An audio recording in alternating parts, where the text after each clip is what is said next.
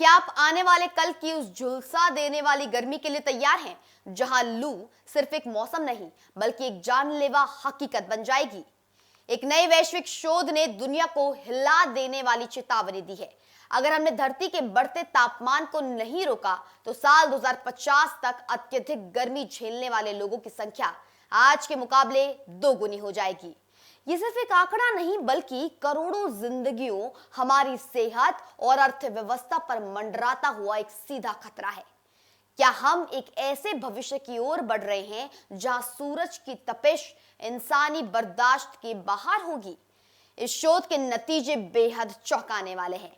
साल 2010 में दुनिया की लगभग 23% आबादी यानी कि करीब 1.54 अरब लोग उन इलाकों में रहती है जहां गर्मी अपने चरम पर थी। लेकिन वैज्ञानिकों का कहना है कि अगर ग्लोबल वार्मिंग इसी तरह जारी रही और तापमान औद्योगिक स्तर से 2 डिग्री सेल्सियस और बढ़ गया तो 2050 तक की संख्या बढ़कर 41% हो जाएगी।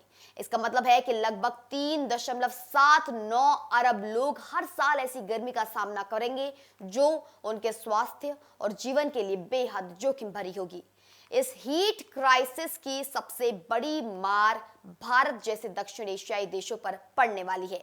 नाइजीरिया, इंडोनेशिया, बांग्लादेश, पाकिस्तान और फिलीपींस के साथ भारत उन देशों की सूची में सबसे ऊपर है जहां सबसे ज्यादा आबादी इस तपिश की चपेट में आएगी। ट्रॉपिकल क्षेत्रों में रहने वाले लोगों के लिए अत्यधिक गर्मी का मतलब केवल पसीना आना नहीं, ये वो स्थिति है जहां तापमान मानव शरीर की सहन शक्ति की सुरक्षित सीमा को पार कर जाता है।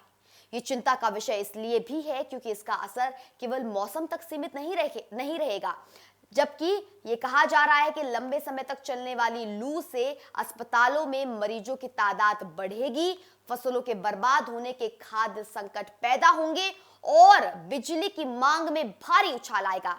वैज्ञानिकों का साफ कहना है कि यदि हमने उत्सर्जन यानी कि एमिशंस को कम करके तापमान वृद्धि को 1.5 डिग्री सेल्सियस के भीतर नहीं रखा तो 2 डिग्री का आंकड़ा हमारे रोजमर्रा के जीवन को पूरी तरह बदल कर रख देगा। अब वक्त है कि हम जलवायु परिवर्तन को केवल कागजों पर नहीं बल्कि एक आपातकाल के रूप में देखें।